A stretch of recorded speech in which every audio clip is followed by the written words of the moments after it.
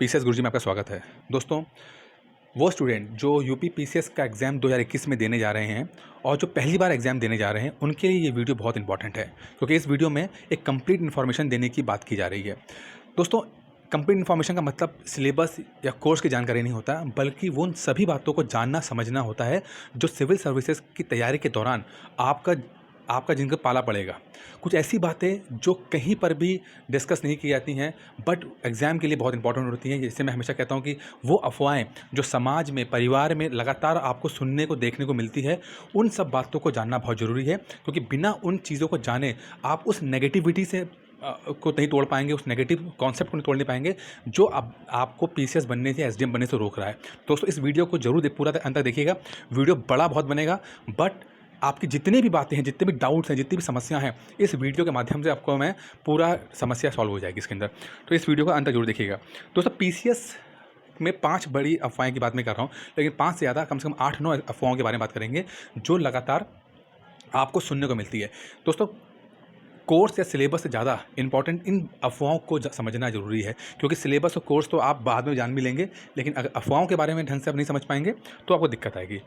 दोस्तों, कई बार आपने सुना होगा कि लोग कहते हैं कि सिर्फ इंटेलिजेंट लोग ही पीसीएस बनते हैं, आईएएस पीसीएस लोग सिर्फ इंटेलिजेंट लोग बनते हैं। दोस्तों, मेरा मानना है कि इंटेलिजेंसी का कोई क्राइटेरिया नहीं होता है। अगर नंबर लाना, 10th-12th में नंबर लाना आपको इंटेलिजेंसी कहते हैं आप उस बात को, तो फिर मैं इस बात को नहीं मानता, क्योंकि कई बार मैंने देखा है कि जो 40-50% नंबर लाए हैं बोर्ड के एग्ज़ाम में, वो आईएएस पीसीएस बने हुए हैं। कई बार तो ऐसा भी हुआ है कि कुछ लोग अपने स्कूल में फेल हुए हैं, वो बाद में जाके डीएम एसडीएम बने हैं वो। तो नंबर क्राइटेरिया नहीं हो सकता। कोई फिक्स रूल नहीं है कि किसी ने 10th-12th में कितने परसेंट लाया और वो बाद में आईएएस पीसीएस बना कि नहीं बना, कुछ नहीं है। देखिए, मेरा मानना ये है कि उस मोमेंट में, उस एक वक्त पे कौन कितनी फोकस होकर पढ़ाई कर रहा है, बस इसी बात से डिसाइड होता है कि आप कितने इंटेलिजेंट हैं। स्कूल टाइम में आपने ये देखा होगा कि आपने कुछ एग्ज़ाम में बहुत मेहनत की, आपने बहुत शिद्दत से मेहनत की। जिस एग्ज़ाम में आपने बहुत शिद्दत से मेहनत की, उसमें नंबर आपके आए, और जिस एग्ज़ाम में आपने शिद्दत से मेहनत नहीं की, वहाँ नंबर नहीं आए। तो दोस्तों, इंटेलिजेंसी कोई फिक्स कॉन्सेप्ट नहीं है, ये बढ़ता घटता रहता है। जैसे आपका फोकस बढ़ता घटता रहेगा, वैसे आपके नंबर भी बढ़ते रहते हैं। तो दोस्तों, अगर आपके स्कूल के टाइम में नंबर आपके नहीं अच्छे आए हैं, उस कॉलेज में नंबर अच्छे नहीं आए और आपको लगता है कि बहुत आप इंटेलिजेंट नहीं हो, तो इसको दिमाग से निकाल दीजिए, क्योंकि सिर्फ मेहनत करने वाले ही लोग आईएएस पीसीएस बनते हैं। इंटेलिजेंट लोग आईएएस पीसीएस नहीं बनते हैं, ठीक है। सिर्फ जो लगा रहा, जो खड़ा रहा, जो इस धैर्य से पढ़ता रहा, वही आईएएस बनेगा। क्योंकि देखिए, आप एक दिन में नहीं आईएएस बन सकते, आपको कुछ समय तो लगेगा ही। मेहनत करते तक आप कुछ समय, 1.5-2 साल का समय नहीं देंगे जब तक आप आईएएस पीसीएस नहीं बन सकते। कुछ लोग कहते हैं कि बहुत पढ़ना पड़ता है, 12-15 घंटे पढ़ने पड़ते हैं। दोस्तों, मैं ये बहुत बार सुनता हूँ कि लोग कहते हैं कि सर 12-15 घंटे पढ़ना पड़ता है, हम इतना नहीं पढ़ सकते, हमें इतनी आदत नहीं है। दोस्तों, मैंने 2 बार इंटरव्यूज़ दिए हैं, मैंने आईएएस के इंटरव्यूज़ दिए हैं, ठीक है। तो मैंने आज तक कभी भी मैं नहीं कहूँगा कि मैंने 12-15 घंटे रेगुलर पढ़ा है, ठीक है। एग्ज़ाम में 1 हफ़्ता पहले, महीना भर पहले आप थोड़ा-सा, आपकी जो पढ़ने की क्षमता है वो बढ़ जाती है। आप 8 से देखिए 10 घंटे पढ़ लेते हैं, बट कभी भी पॉसिबल नहीं किसी के लिए कि वो 12-15 घंटे रोज़ पूरा थ्रू आउट साल भर पढ़े, ऐसा नहीं होता है, ठीक है। सच तो ये है दोस्तों कि कोई भी बंदा है जो सेलेक्ट हो रहा है या जो क्वालीफाई कर रहा है एग्ज़ाम को, अमूमन वो 5 से 6 घंटा ही रेगुलर पढ़ते हैं। मेन यहाँ पे कॉन्सेप्ट बात है कि रेगुलरिटी मेंटेन करना बहुत ज़रूरी है। आज आपने 15 घंटे पढ़ लिया, पर हफ्ता भर नहीं पढ़ रहे हैं, तो कोई मतलब नहीं बनता। लेकिन आपने लगातार 4-5 घंटे रोज़ पढ़ रहे हैं, रोज़ एक अपना जो शेड्यूल बनाया है उसको फॉलो कर रहे हैं, तो 100% आपके जो नॉलेज में इजाफा होगा और आप अच्छा नंबर स्कोर करोगे। तो दोस्तों, 10-15 घंटे कोई नहीं पढ़ता है। एग्ज़ाम टाइम में थोड़ा सा बहुत, हफ्ता 10 दिन पहले या महीना भर पहले थोड़ा सा 8-10 घंटे लोग पढ़ना शुरू कर देते हैं, बट रेगुलर सिर्फ 4-5-6 घंटे ही लोग पढ़ते हैं। दोस्तों, ये वो कहते हैं, मैंने कई बार सुना है अपने स्टूडेंट से कि सर सिर्फ दिल्ली में ही जाके आईएएस पीसीएस बन सकते हैं, दिल्ली इलाहाबाद में ही जाके आईएएस पीसीएस बनते हैं, छोटे शहरों से आईएएस पीसीएस नहीं बन सकते हैं। दोस्तों, आज से 3-4 साल पहले, जब तक इंटरनेट का इतना प्रसार नहीं हुआ था, तब तक मैं ये बात मान सकता था कि भाई, जो छोटे शहर के लोगों को बहुत दिक्कत आती है। क्यों दिक्कत आती है? क्योंकि उनके पास इन्फॉर्मेशन की कमी होती है। नॉलेज, मतलब उनकी इच्छाओं की या मेहनत की कमी नहीं होती है, उनके पास इन्फॉर्मेशन कमी होती है, जो कि बड़े शहरों में मिलती है, जो दिल्ली में, इलाहाबाद में, जहाँ पर हब बना हुआ है, वहाँ पर ही फ़ायदा रहता है। लेकिन जैसे जैसे इंटरनेट का प्रसार हो रहा है, जैसे जैसे जियो ने एक क्रांति लाई इंटरनेट के ऊपर, और अब आप देखोगे कि सभी चीज़ें आपको इंटरनेट पे पे अवेलेबल है।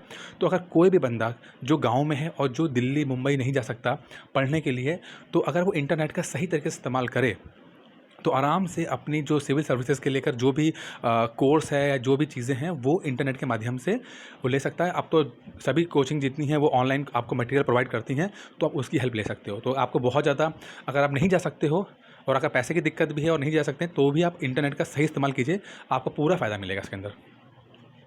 दोस्तों, कुछ लोग कहते हैं किस्मत वाले लोग IAS PCS बनते हैं। देखिए, ये मैं कई बार सुनता हूँ कि अब जब कोई बन जाता है तो कहते हैं अरे किस्मत बहुत अच्छी तभी IAS बन गया या PCS बन गया। दोस्तों, ऐसा नहीं होता। मेरा मानना है कि किस्मत का मतलब होता है चांस। अब चांस, आपका चांस IAS बनने का है या नहीं, ये मैटर करता है कि आप अपने आप को कितना चांस देते हैं। अब आप पढ़ नहीं रहे हो, आप मेहनत नहीं कर रहे हो, तो मान जाइए कि किस्मत की देवी भी आप पर प्रसन्न नहीं हो सकती है। ये कॉन्सेप्ट नहीं होता है, ये लॉटरी नहीं है। आपको लगातार मेहनत करनी पड़ेगी। लगातार मेहनत करेंगे, हाँ, तब मान सकते हैं कि आप एक आधा नंबर से रुक गए या सेलेक्ट हो गए, वो अलग बात है कि इंटरव्यू में आपकी शक्ल देख के इंटरव्यू वाला आप खुश हो गया और उसने आपको थोड़ा 2-4 नंबर एक्स्ट्रा पकड़ा दिया, जिससे कि आपको फ़ायदा मिल गया। लेकिन ये तब होता है जब आप इंटरव्यू तक पहुँचते हो। इंटरव्यू तक पहुँचने के लिए आपको प्री मेंस क्लियर करना पड़ता है, जाके इंटरव्यू में पहुँचते हो आप। तो किस्मत इतना नहीं होती है, मैटर सिर्फ करता है कि आप कितनी शिद्दत से मेहनत करते हो। शिद्दत से मेहनत करेंगे तो आपको एडवांटेज रहेगा। अब मेहनत नहीं करोगे, आप कितने भी पंडित ज्योतिषी के पास चले जाओ, सफल नहीं होगे आप। लोग कहते हैं कि 5 से 10 साल लगते हैं पढ़ने के PCS बनने के लिए। दोस्तों, इतना तो मैं कहूँगा कि टाइम तो लगता है। देखिए, अगर आप 1.5-2 साल मिनिमम 1.5-2 साल अगर आप नहीं पढ़ सकते, तो सिविल सर्विसेज की तैयारी नहीं करनी चाहिए आपको।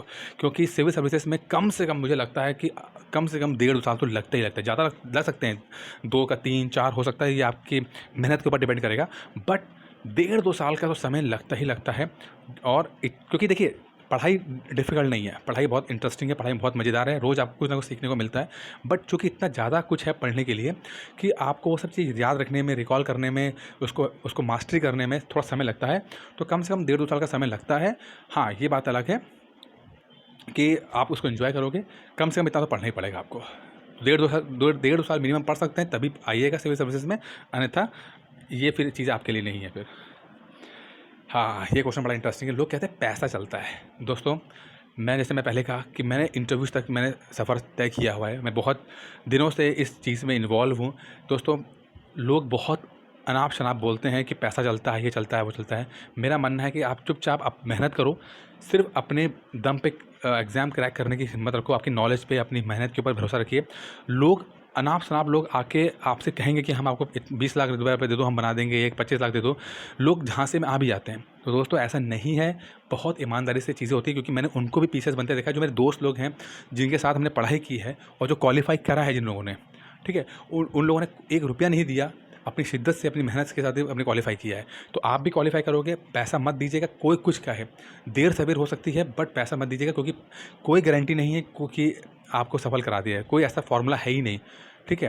तो प्लीज़ इस चक्कर में मत फँसिएगा, क्योंकि मेरे कुछ 2-4 स्टूडेंट ऐसे हैं, स्टूडेंट तो नहीं कहूँगा, यूट्यूब में ही व्यूअर्स हैं, जिन्होंने बाद में मुझे बताया कि सर मैंने ये चीज़ की हुई है, और मैंने उनको बहुत डाँटा था कि तुम बिना पूछे जब मुझसे तुम बात कर रहे हो, तो तुमने पैसा कैसे दे दिया? पैसा क्यों तुमने दिया? तो दोस्तों, कभी मत दीजिएगा। उनके पैसे डूब गए, आपके पैसे डूब सकते हैं। प्लीज़ इसको मत फॉलो कीजिएगा। हाँ, PCS की तैयारी कब करनी चाहिए? एज़ सून एज़ पॉसिबल, जितनी जल्दी हो जाए उतना स्टार्ट कीजिए, ठीक है? जितनी जल्दी स्टार्ट करेंगे उतना फ़ायदा मिलेगा आपको। जैसे मैंने कहा कि 1.5-2 साल का समय लगता है। 2021 की तैयारी आप करना चाहते हो, एग्ज़ाम देना चाहते हो, SDM बनना चाहते हो, आप आज से ही लग जाओ। जितनी जल्दी करेंगे उतना आपको एडवांटेज मिल जाएगा समय का। अगर मान लो कुछ गलती भी आप करते हो, तो भी आपको रिकवर करने का टाइम मिल जाएगा। तो कम से कम 2021, 2022, 2 साल का तो आप एक अपना प्लान लेके चलिए कि हाँ भाई, 2 साल में अच्छे तरीके से एग्ज़ाम दूँगी, उसके बाद देखते हैं कि क्या रहता है। तो कम से कम 2 साल का तो आप अटेम्प्ट अच्छे तरीके से दीजिएगा। कुछ लोग कहते हैं सर इंग्लिश नहीं आती, क्या करें? देखिए, PCS में इंग्लिश का इतना फैक्टर नहीं है। तो ये माना ठीक है कि थोड़ा-सा मेंस में थोड़ा-सा फ़ायदा हो जाता है, लेकिन इंग्लिश का कोई एग्ज़ाम आता नहीं है। अगर आपको बिल्कुल भी इंग्लिश नहीं आती है, तो भी आप आराम से हिंदी में पेपर देकर सफल हो सकते हो, कोई समस्या नहीं है। अगर आप, कुछ स्टूडेंट ऐसे हैं जिनको थोड़ी बहुत इंग्लिश आती है, थोड़ी बहुत हिंदी आती है, और वो कहते हैं सर हम मेंस तो हम इंग्लिश में देना चाहते हैं, बट इंटरव्यू में हमें दिक्कत आएगी। देखिए, आप इंग्लिश में आंसर मेंस लिखिए, बट इंटरव्यू में आप आराम से हिंदी में अपना इंटरव्यू दे सकते हैं, कोई दिक्कत नहीं है। सेल्फ स्टडी करें कि कोचिंग करें? देखिए, सेल्फ स्टडी करें या कोचिंग करें, इसके लिए डिपेंड करता है कि आपका क्या रुझान है, आपका क्या, आप क्या चाहते हो। देखिए, अगर आपके घर में आपके पापा मम्मी या कोई भी बड़ा भाई बहन, ऐसा कोई व्यक्ति है जो सिविल सर्विसेज का एग्ज़ाम दे चुका है या इस प्रोसेस से गुजरा हुआ है, तब तो मैं कहूँगा कि आप उनकी गाइडेंस लीजिए। वो जो आपको गाइड करें, आप चुपचाप बैठ के पढ़ाई कीजिए, ठीक है। किताबें सब मार्केट में अवेलेबल हैं, नोट्स अवेलेबल हैं, वो आपको स्ट्रैटेजी बता देंगे, आप तैयारी कर लेंगे। बट अगर आपको कोई भी आपको बंदा ऐसा नहीं है जो आपकी हेल्प कर सके, तो फिर मैं एडवाइस दूंगा कि आप थोड़ा-सा भी किसी की गाइडेंस में पढ़ लें, क्योंकि गाइडेंस में जब पढ़ेंगे तो थोड़ा-सा जो समय आपका होता है, जो आप अनाप-शनाप समय अपना चीज़ों को समझने में, ढूँढने में लगा दो, तो वो फिर आप नहीं हो पाएगा, ठीक है। फिर वो चीज़ आप उससे बच जाओगे, क्योंकि आप पैसा तो कमा ले जाओगे, बट टाइम कहाँ से लेकर आओगे। ऐसा ना हो कि आप हर छोटी-छोटी चीज़ों को ढूँढने में इतना समय गुजार दो कि आपका टाइम समय ही निकल जाए, तो वो चीज़ नहीं होनी चाहिए, ठीक है। बाकी वैसे कोचिंग्स बहुत सारी अवेलेबल हैं। एक ऑनलाइन कोर्स हम भी आपको प्रोवाइड कर रहे हैं, डिस्क्रिप्शन बॉक्स में मैं डिटेल्स में दिया हुआ है। अगर आप बिल्कुल ज़ीरो लेवल पे हैं, बिल्कुल ज़ीरो लेवल पे हैं, कुछ नहीं आपको आता, तो जो हमारा NCERT प्लस एडवांस कोर्स जो है, जो 8 महीने का कोर्स है, उसको ज्वाइन कर सकते हैं। डिस्क्रिप्शन बॉक्स में मैंने नंबर दे रखा है। फ़ीस बहुत लिमिटेड है, मात्र 2,999 रुपये है। एक बार पे करना है आपको, और 8 महीने में आपको सब कुछ मिलेगा। वीडियोज़ मिलेंगे, PDF मिलेंगे, टेस्ट मिलेंगे, और वीडियो कॉन्फ्रेंसिंग टेस्ट भी होगी आपकी, ठीक है। अब आता है कितने घंटे पढ़ना चाहिए। जैसे मैंने पहले कहा, 4-5 घंटे से स्टार्ट कीजिए और रेगुलरिटी मेंटेन करने की कोशिश कीजिए। लास्ट में जब एग्ज़ाम का जब 1 महीना रह जाए, तो आप अपना 8-10 घंटे कर सकते हो। क्या दूसरे राज्यों के PCS के एग्ज़ाम दे सकते हैं? बिल्कुल दे सकते हैं। आप MP का, झारखंड का, छत्तीसगढ़ का, सबका एग्ज़ाम दे सकते हैं, कोई दिक्कत नहीं है इसके अंदर। अब आता है दोस्तों, जैसे हमने अफ़वाह के बारे में डिस्कस कर लिया कि भाई ये सब अफ़वाह क्या-क्या आती हैं, क्या सवाल दिमाग में आते हैं। अब आता है कि इसका पैटर्न क्या होता है। कि देखिए, जो PCS का तरीका है वो 3 प्रोसेस में है। Pre, mains, interview. 3 से प्री, मेंस, इंटरव्यू में होता है, ठीक है। पहले प्री होगा। प्री में देखिए 2 पेपर आते हैं आपके। पेपर 1 आता है GS का, जनरल स्टडीज़, जिसमें 150 क्वेश्चन आते हैं, ठीक है। 150 क्वेश्चन आएंगे और 200 नंबर का पेपर होगा। जो मेरिट बनती है आपकी प्री की, वो पेपर 1 से ही डिसाइड होती है, ठीक है। तो आपको लगभग 95-100 क्वेश्चन आप राइट कीजिएगा, तब जाके आप प्री क्वालिफाई करेंगे। पहले पेपर 1। पेपर 2 जो दोपहर में ही होगा, उसी दिन दोपहर में होगा।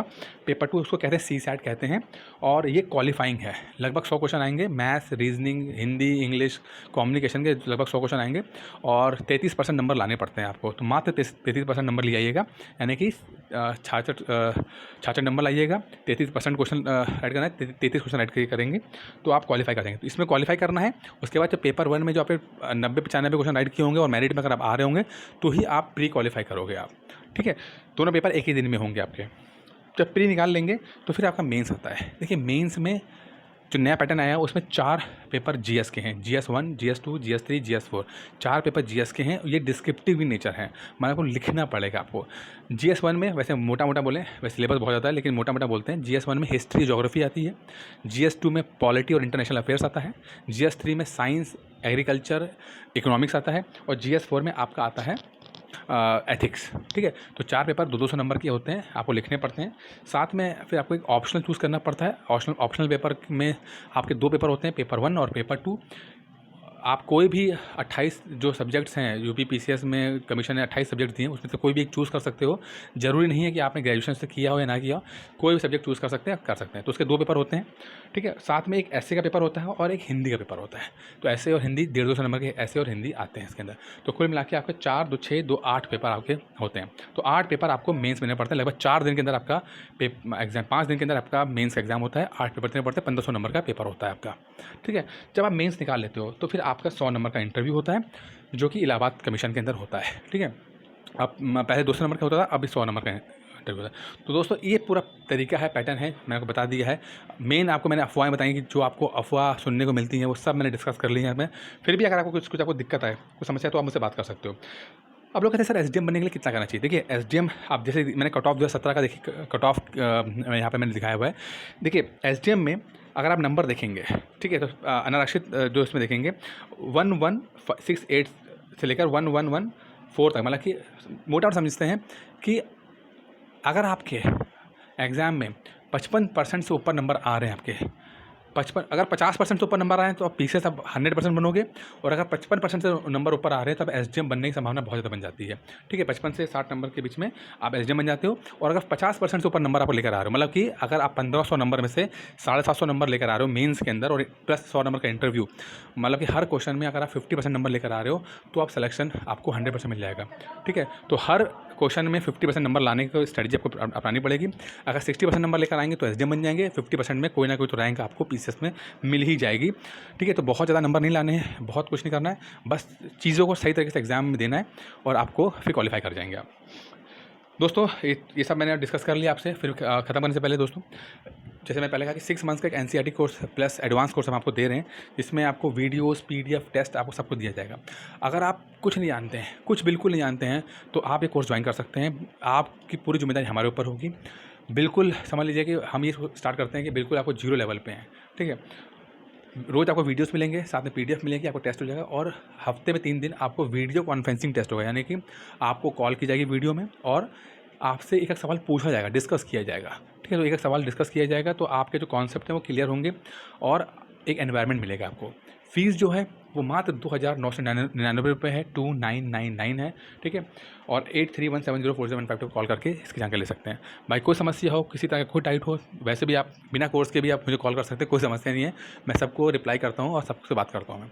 तो कोई भी समस्या हो तो आप कॉल कर सकते हैं इसी नंबर पे। बाकी अगले वीडियो में कुछ और बातों को लेकर हम डिस्कस करेंगे। तब तक के लिए धन्यवाद।